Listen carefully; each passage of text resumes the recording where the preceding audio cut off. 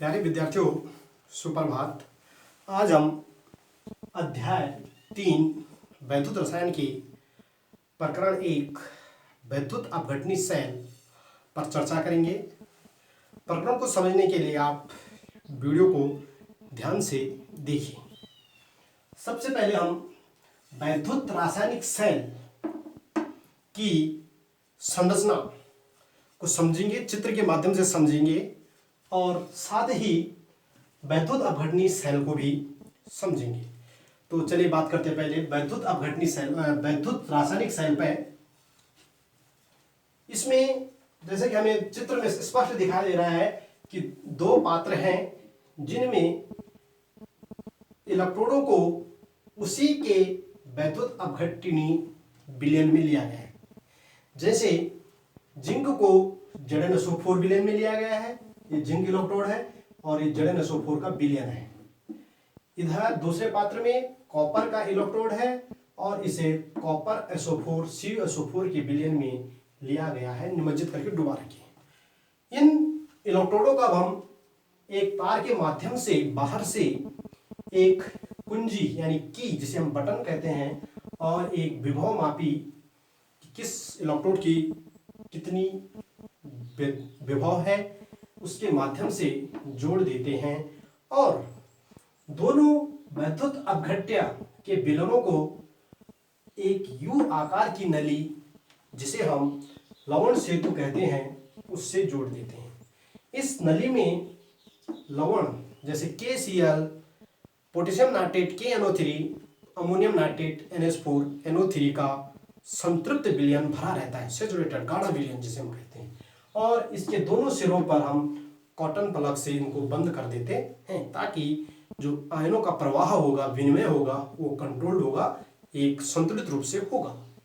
अब हम ये थी वैद्युत रासायनिक सेल की संरचना में ही सभी गतिविधियां समाहित हैं, केवल हमें अलग अलग एस्पेक्ट में ध्यान देना है बस। दूसरे सेल की हम संरचना समझ लेते हैं। पहले सबसे पहले इसकी जो संरचना है, इसमें एक ही पात्र में हम दोनों इलेक्ट्रोडों को वैद्युत अपघट्य के विलयन में लेते हैं।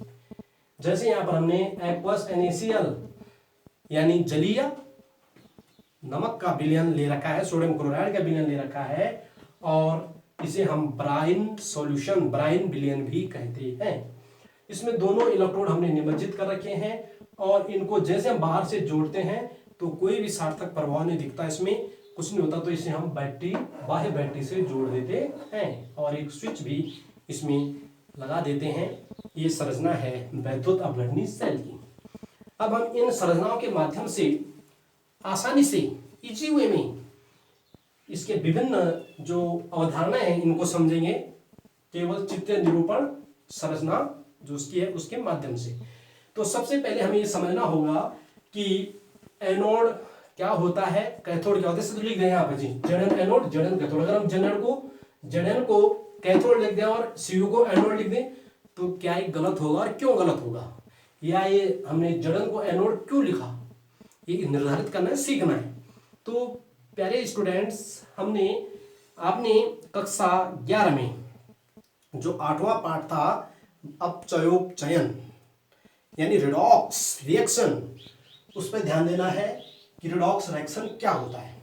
तो मैंने माध्यम से कैथोड एनोड का निर्धारण कैसे करना है थोड़ा सा छोटे से उदाहरण के माध्यम से आपको समझाने का प्रयास किया है। ऐसा पदार्थ या ऐसा इलेक्ट्रोड जो इलेक्ट्रॉन देता है, इलेक्ट्रॉन, कोई भी पदार्थ जब इलेक्ट्रॉन देता है तो उसे क्या कहते हैं हम, ऑक्सीकरण। इलेक्ट्रॉन देने की क्रिया को ऑक्सीकरण कहते हैं। तो जो पदार्थ इलेक्ट्रॉन देता है यानी जिस पर ऑक्सीकरण होता है उसे ही एनोड कहते हैं। क्योंकि जिंक और कॉपर को जब हम जोड़ते हैं तो जिंक इलेक्ट्रॉन देने का काम करता है और कॉपर लेने का काम करता है। तो जिंक इसलिए एनोड, क्योंकि इस पर अपचयन, ऑक्सीकरण हो रहा है और इस पर इलेक्ट्रॉन ज्यादा है इसलिए इसे ऋणावेशित, ऋण टर्मिनल भी कहते हैं। कॉपर क्योंकि इस पर अपचयन हो रहा है, इलेक्ट्रॉन ग्रहण कर रहा है, इलेक्ट्रॉन ग्रहण करने की क्रिया अपचयन, और इसे हम कैथोड कह देते हैं। और क्योंकि ये इलेक्ट्रॉन ग्रहण कर रहा है, इसकी पावर इससे कम है इसलिए इलेक्ट्रॉन ग्रहण कर रहा है, इसलिए इसे हम धन आवेशित या धन टर्मिनल कहते हैं। अब प्यारे छात्रों, ये तो हो गया निर्धारण एनोड और कैथोड का। इसमें दोनों एक ही धातु के इलेक्ट्रोड्स हैं, केवल जब हम, और इसीलिए इनमें विद्युत धारा प्रवाहित नहीं होती, हमने देखो कट कर रखा ऑन करने पर। लेकिन जब हम इसमें बाह्य बैटरी जोड़ते हैं तो बाह्य बैटरी के प्लस टर्मिनल से हम इस इलेक्ट्रोड को जोड़ेंगे। हमने यहाँ पर इसको जोड़ा है, तो जिस को प्लस से जोड़ते हैं हम यहाँ, इस पर ध्यान देना है कि बैटरी के धन टर्मिनल से जिस इलेक्ट्रोड को जोड़ा जाता है, क्योंकि धन में इलेक्ट्रॉन के में तो किससे खींचेगा, इलेक्ट्रोड से खींचेगा इलेक्ट्रॉन, इस इलेक्ट्रोड से, तो इलेक्ट्रॉन देगा, ये इलेक्ट्रॉन देगा तो इसे हम एनोड कहेंगे। अभी बात की थी इलेक्ट्रॉन देने वाले पदार्थ को एनोड कहते हैं और इस पर ऑक्सीकरण होता है, तो ये एनोड हो गया। और ये बैटरी का ऋण टर्मिनल जिसमें ज्यादा विभव है वो इस इलेक्ट्रोड को इलेक्ट्रॉन दे रहा है, इलेक्ट्रॉन ग्रहण करना अपचयन, और अपचयन वाले इलेक्ट्रोड को हम कैथोड कहते हैं। बट यहाँ बैटरी दे रही है, वहां सेल पूरा था, यहाँ बैटरी दे रही है, जैसे ऋण टर्मिनल कहते हैं। अंतर केवल यही है कि इसमें एनोड ऋण टर्मिनल है, इसमें एनोड धन टर्मिनल है, क्योंकि इसमें बाह्य जोड़ का ये स्वतः हो रहा है। तो ये थी एनोड और कैथोड की निर्धारण करना। अब हम थोड़े क्रिया विधियों पर अध्ययन करेंगे कि कैसे कार्य करता है इस सेल। जैसे हम स्विच को ऑन करेंगे, ये स्विच दरअसल ऊपर को नहीं है, इस तरह है, ये और यहाँ है। जैसे बटन को दबाते तो ये टच हो जाता है इस पर और परिपथ जुड़ जाता है। ध्यान दे, ये ऐसा कर तो ये, और यदि हम इसे ऐसे में देखेंगे तो ये है। तो ट्यूब चित्र हम यहाँ पे बना नहीं सकते हवा में, इसलिए हमने ऊपर को दर्शा रखा है उसे, तो आप समझ सकते हैं, विज्ञान वर्ग के विद्यार्थी हैं। तो जैसे हम ऑन करते हैं तो दोनों इलेक्ट्रोड पहले क्या करते हैं, ऑफ अवस्था में इलेक्ट्रॉन देना चाहते, दोनों धातु हैं, धातु इलेक्ट्रॉन देती हैं, लेकिन ऑफ अवस्था में इस इलेक्ट्रोड की इलेक्ट्रॉन देने की शक्ति या इलेक्ट्रॉन लेने की शक्ति को हम इलेक्ट्रॉन मोटिव फोर्स, विद्युत वाहक बल कहते हैं। जब दोनों या जब परिपथ खुला हो, जुड़ा नहीं हो। लेकिन जैसे ऑफ करते हैं तो इसे विभवांतर कह देते हैं। क्या कह देते हैं, आता है विद्युत वाहक बल और विभवांतर में अंतर। जब दोनों जुड़ गए तो तब वो क्या करेगा, एक की पावर ज्यादा हो तो ज्यादा वाला पावर वाला दूसरे को इलेक्ट्रॉन देना शुरू कर देगा। लेकिन अभी ऑफ है तो ये भी इलेक्ट्रॉन देने के लिए तैयार है, ये भी इलेक्ट्रॉन देने के लिए तैयार है, तो इसे विद्युत वाहक बल कहेंगे, इलेक्ट्रॉन देने की ताकत को, बल को। और जब ये जुड़ जाते हैं तो एक का बल कमजोर होना ही है, दोनों बराबर बल के नहीं है, एक ज्यादा एक्टिव एक कम एक्टिव है, तो तब क्या हो जाता है, विभव में अंतर हो जाता है जोड़ने पर, तो विभवांतर। तो यहाँ पर हम देखेंगे कि जैसे इनको हम जोड़ते हैं तो ज्यादा क्षेत्र से कम क्षेत्र को इलेक्ट्रॉनों का प्रवाह हो जाता है और स्वतः होता है, इसमें स्वतः रिडॉक्स अभिक्रिया। हम इसको देख सकते हैं, आप समझ सकते हैं कि जड़न में कैसे अभिक्रिया होती है। जड़न था और जड़न ने डबल पॉजिटिव आयन बनाए और दो इलेक्ट्रॉनों की सप्लाई कर दी, कहां, परिपथ में आगे। ये इलेक्ट्रॉन आगे जाते हैं और कौन ग्रहण करता है, Cu double positive. Cu double positive क्या है, आयन में ही है। अब यहां क्या होता है, Cu double positive plus 2e tends to Cu solid. अब ये कैसे होगा, जब जड़न आएगा तो यहां देखिए आप, जड़न अभिक्रिया के दौरान धीरे धीरे कम होता जाता है इसका भार। पहला परीक्षण ऑन करने पर जड़न इलेक्ट्रॉन का भार धीरे धीरे कम होता है, क्योंकि इलेक्ट्रॉन देता है जिंक, जो इस इलेक्ट्रॉन से जिंक परमाणु है वो आयन और इलेक्ट्रॉन देता है। आयन विलयन में निमज्जित हो जाते हैं, डूब जाते हैं, घुल जाते हैं और इलेक्ट्रॉन सप्लाई हो जाते हैं, और ये चलता रहता है यह दौर। ये इसको ग्रहण कर लेगा, यहां से क्या होगा, Cu डबल पॉजिटिव आयन इस पे जुड़ते रहेंगे और इलेक्ट्रॉनों को ग्रहण करके Cu डबल पॉजिटिव दो इलेक्ट्रॉन के Cu बनाता रहेगा, तो इस इलेक्ट्रॉन को जुड़ता रहेगा। अब क्या परीक्षण प्राप्त हो रहे हैं, जड़न इलेक्ट्रॉन का भार धीरे धीरे कम होगा, क्योंकि जड़न विलयन में आयन दे रहा है। फिर यहाँ आयनों की संख्या, जड़न आयनों की संख्या बढ़ जाएगी, सांद्रता बढ़ जाएगी। यहाँ कॉपर निमज्जित होगा, जुड़ेगा कॉपर इलेक्ट्रोड पर, और कॉपर आयनों की संख्या विलयन में कम हो जाएगी, और बाह्य परिपथ में इलेक्ट्रॉन एनोड से कैथोड की ओर अभिगमन करते हैं। इलेक्ट्रॉन प्रवाह जड़न से Cu की ओर होता है। अब ऐसी प्रक्रिया ऐसे देखेंगे, ऑन करने पर क्या होगा, जब नहीं लगा तो नहीं विक्रिया, लेकिन जब बैटरी को हम ऑन कर देते हैं तो एनोड से बैटरी इलेक्ट्रॉन खींचती है, इलेक्ट्रॉन खींचते तो इलेक्ट्रॉन मांगेगा। यहाँ पर कुछ ऐसे विलयन नहीं है ये जो इसको इसके विलयन में डूब जाए, यहां पर हमने दे रखा है NaCl का एक्वस सॉल्यूशन। तो ये क्या करेगा, इलेक्ट्रॉन कहां से देगा, खुद को तोड़ेगा। तो यहां तो तोड़ सकता है, लेकिन ये जब जुड़ेगा तो कहां से जुड़ेगा, अपना आयन तो है ही नहीं, माने आयरन की इलेक्ट्रोड है, कील हमने 2 लगा दी कॉप पे।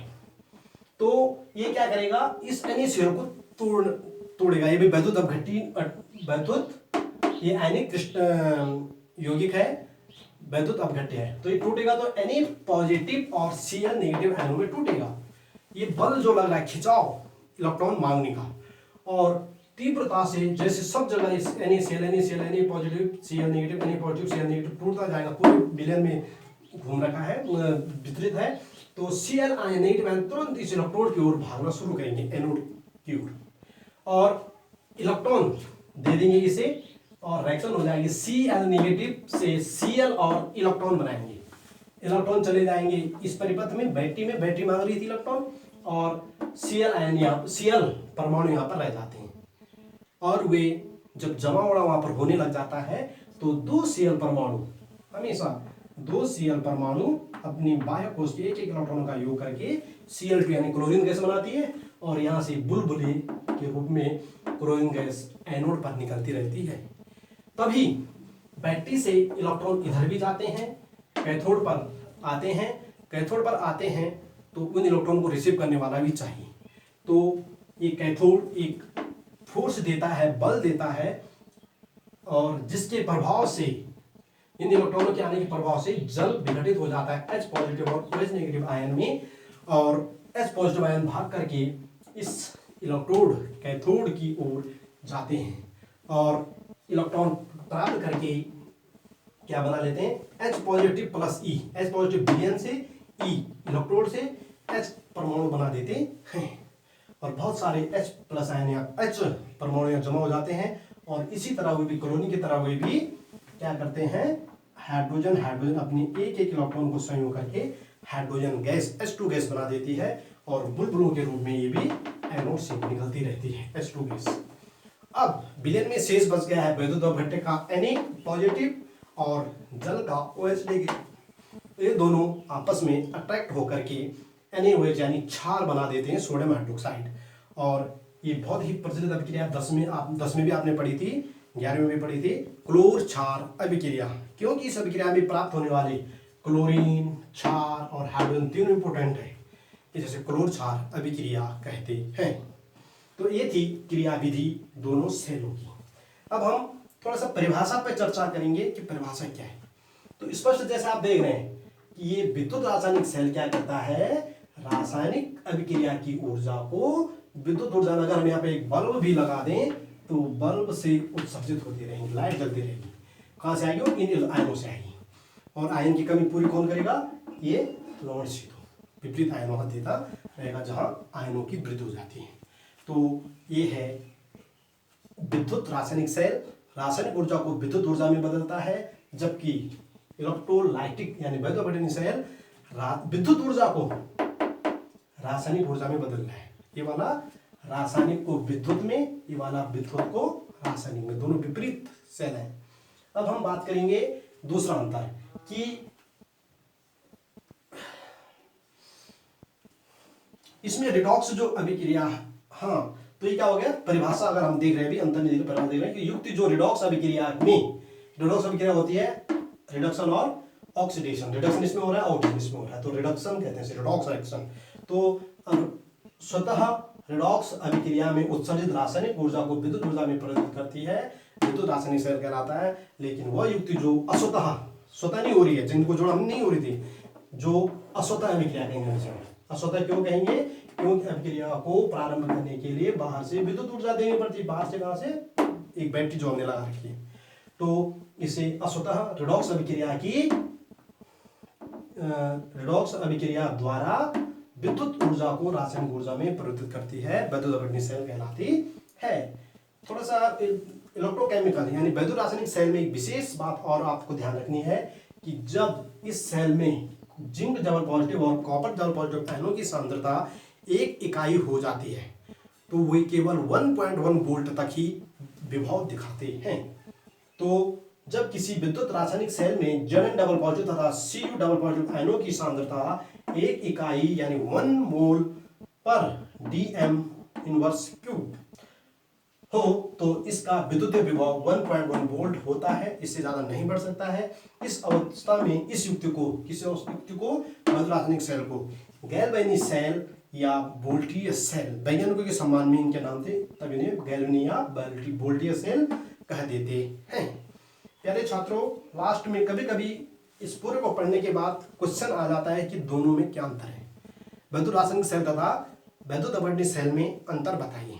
तो स्पष्ट जब आपने अध्ययन कर लिया तो आपको अध्ययन अंतर आ जाना चाहिए। सबसे पहले देखिए कि ये रासायनिक ऊर्जा को विद्युत ऊर्जा में बदल रहा है, जबकि विद्युत अपघटनीय सेल विद्युत ऊर्जा को रासायनिक ऊर्जा में बदलता है। पहला अंतर स्पष्ट जो दिख रहा है, तो आप इस तरह से नोट कर देंगे।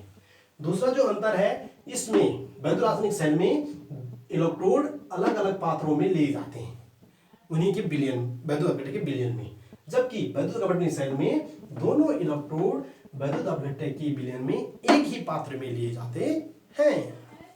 तीसरा जो है वो है कि इसमें जो रिडक्शन अभिक्रिया हो रही है वो स्वतः होती है, जैसे हमने ऑन कर दिया, परिपथ जोड़ दिया तो स्वतः हो जाती है, तो स्वतः रिडॉक्स अभिक्रिया होती है, जबकि इसमें स्वतः रिडॉक्स अभिक्रिया नहीं होती, करानी पड़ती है, जिसे हम अस्वतः रिडॉक्स अभिक्रिया कहेंगे।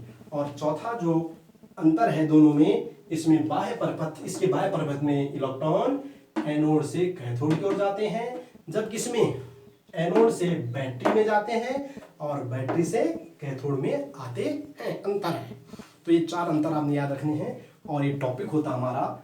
मुझे आशा है, उम्मीद है कि आप विद्युत अपघटनी, विद्युत रासायनिक सेल और विद्युत अपघटनीय सेलों की संरचना, उनमें एनोड और कैथोड का निर्धारण, उनकी क्रियाविधि, उनकी परिभाषा और अंतर को समझ गए होंगे।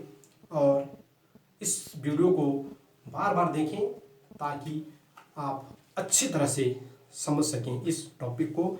धन्यवाद, थैंक यू। और साथ में वीडियो को यदि आप YouTube पे देखेंगे, देख रहे हो, YouTube पे भी देख सकते हैं आप। मेरा चैनल का नाम है COC लवी LOVEY